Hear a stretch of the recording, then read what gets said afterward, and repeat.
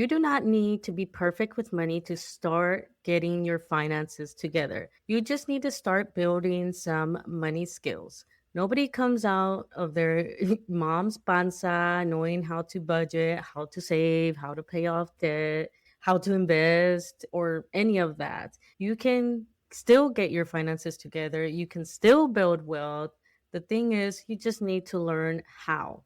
So today I am sharing with you 5 beginner money skills that you need to start building if you want to stop feeling like chaotic with your finances and create a foundation for you to build wealth on. Hola, I am Violeta. I am a real estate investor and money education enthusiast. I like to share money tips and definitely real estate investing chisme. So make sure you stick around, you follow for more.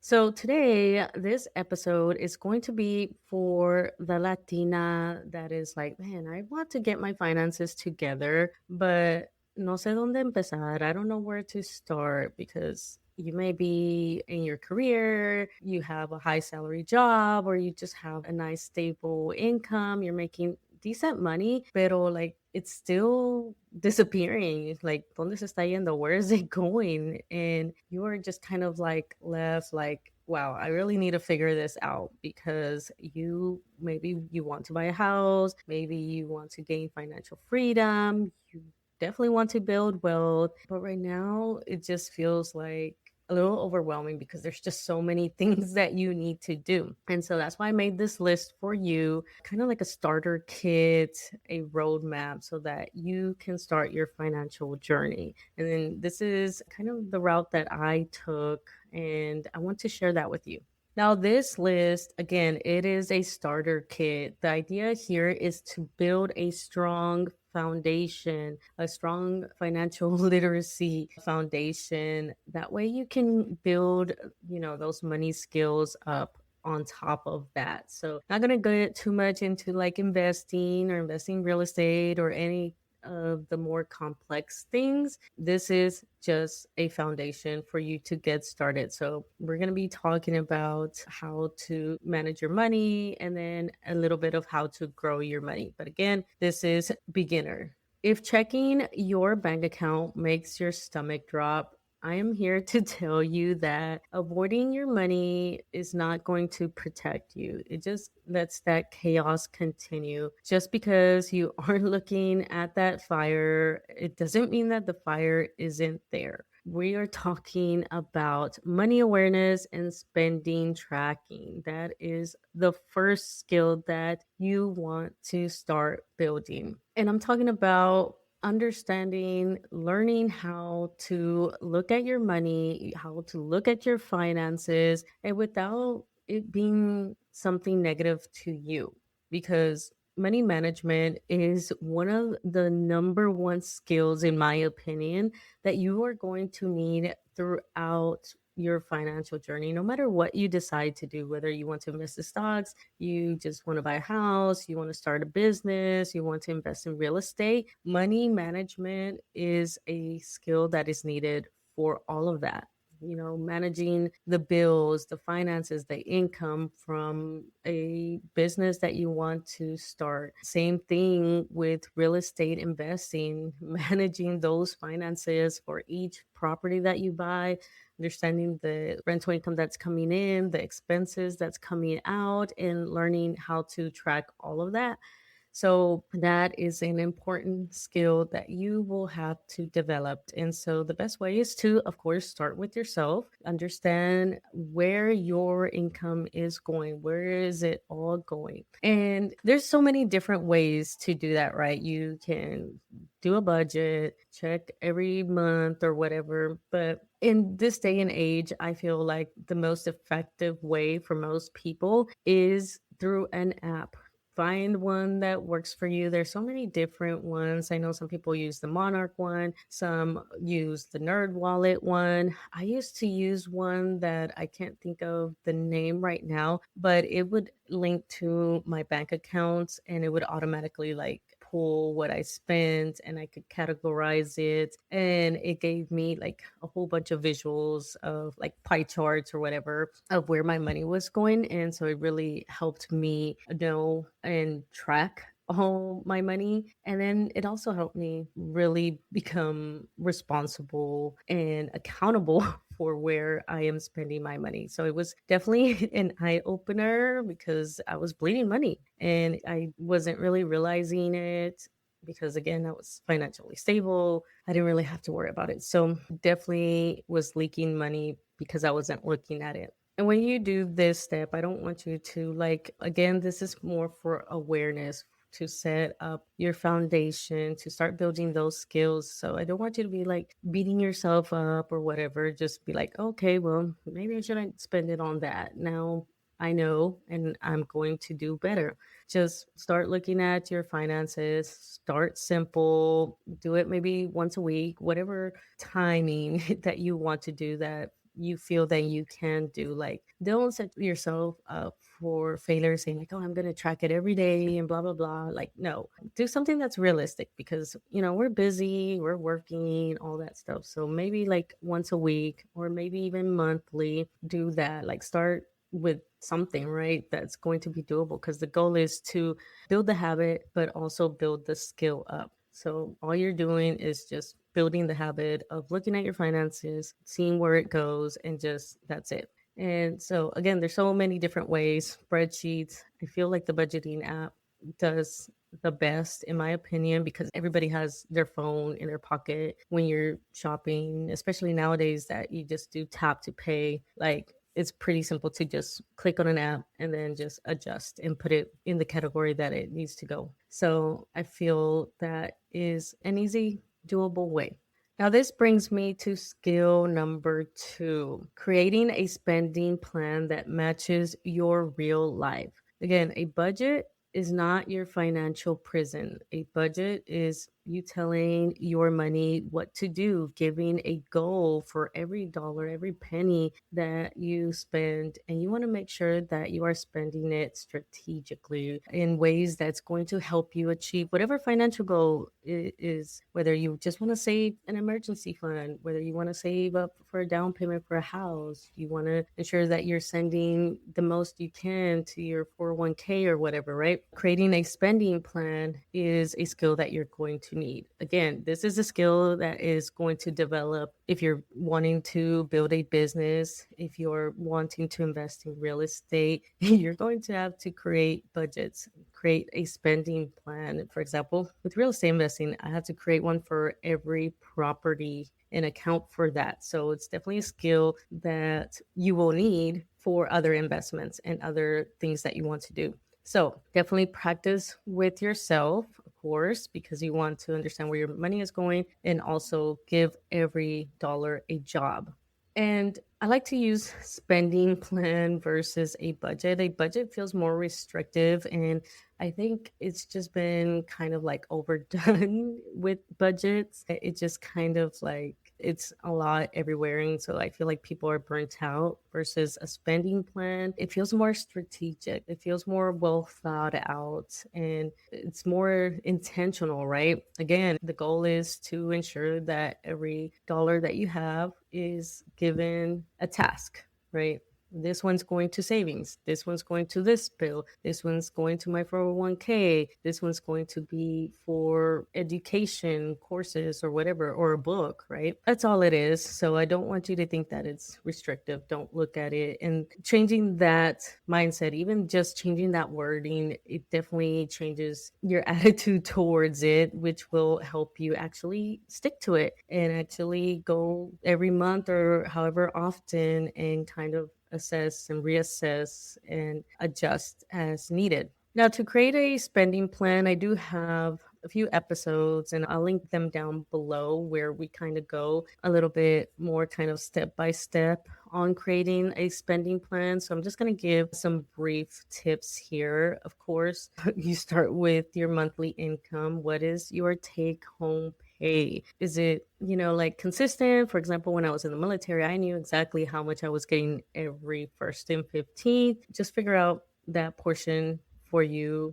Like, does it vary? If it does, then just kind of like average it out. The second thing you want to do is, of course, list your expenses, all your bills. Like you'll have to really go into your bank accounts and just look at everything, no matter how small of a bill, a subscription.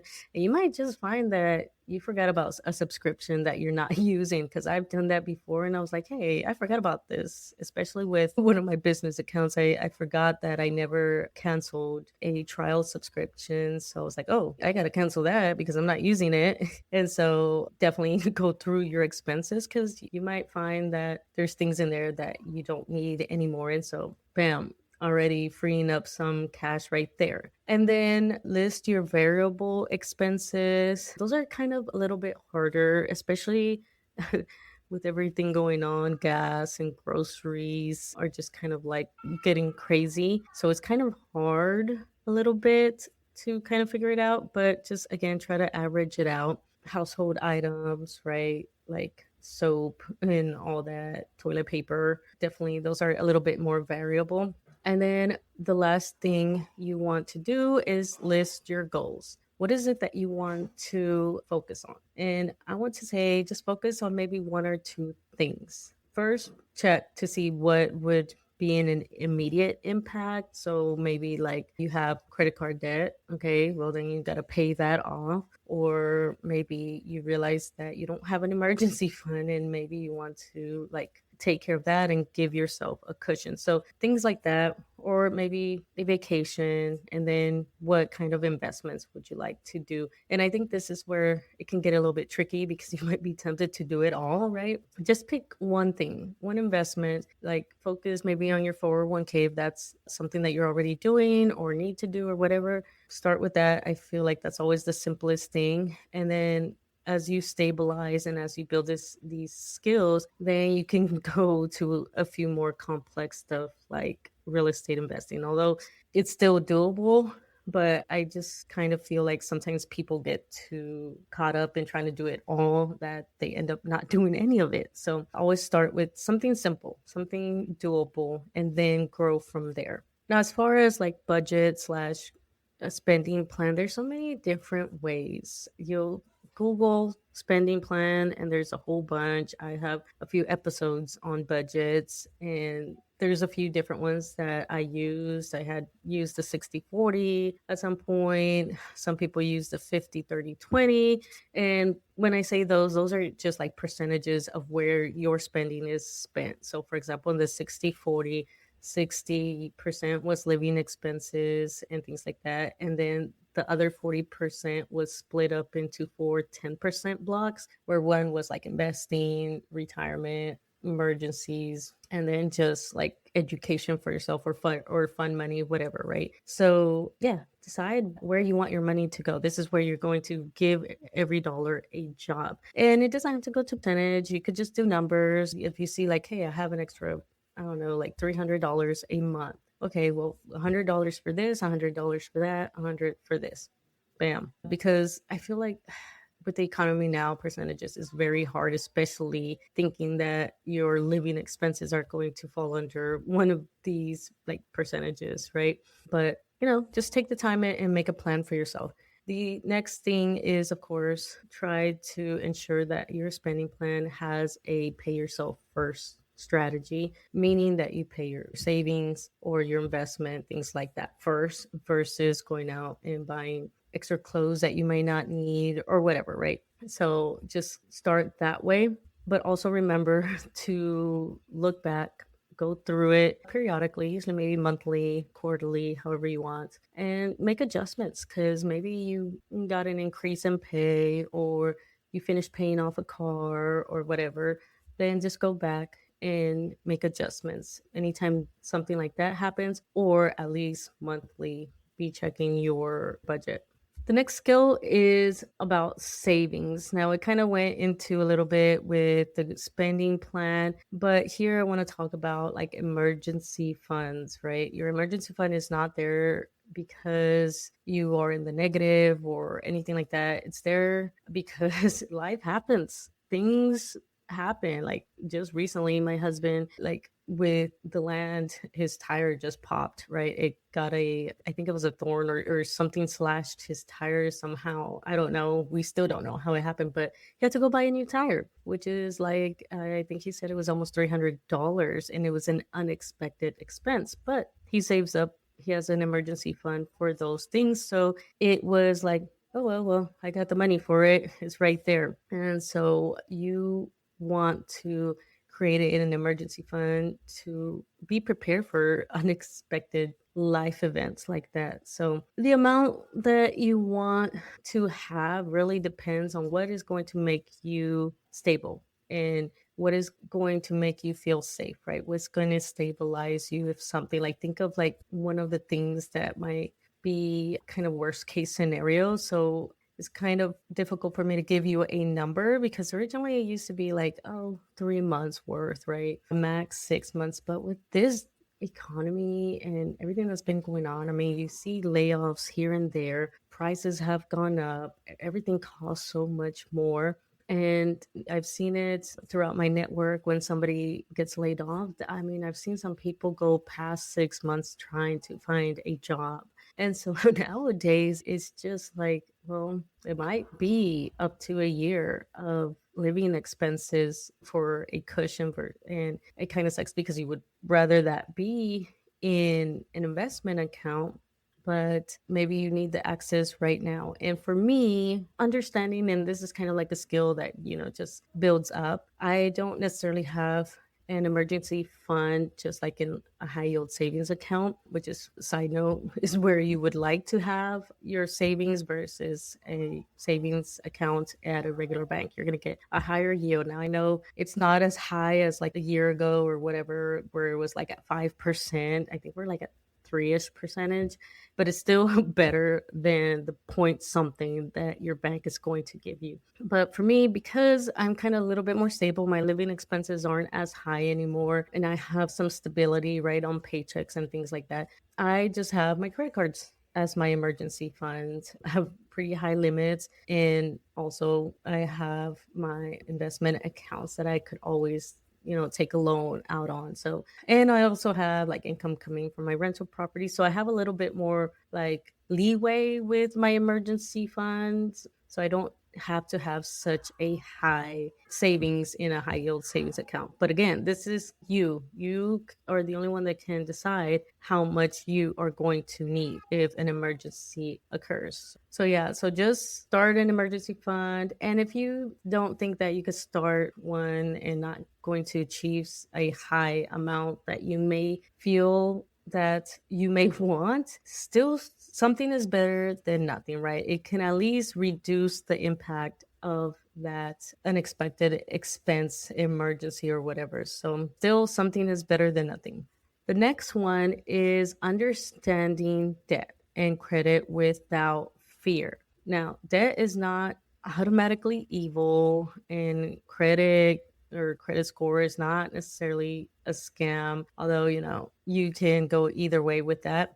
But if you don't understand the rules, are going to work against you. And that is something that I had learned along the way throughout my real estate investing journey and through my financial journey. Is like I started understanding how credit worked and how I could use debt to my advantage to build wealth, to buy assets. And once you understand the rules of the game, it's so much easier. Now, there's a few complex things with that, right? And so I don't want you to go and do a deep dive yet. Just start with the basic, like what goes into a credit score? How do your credit cards work? Like, when does the interest hit? So start understanding what you have now.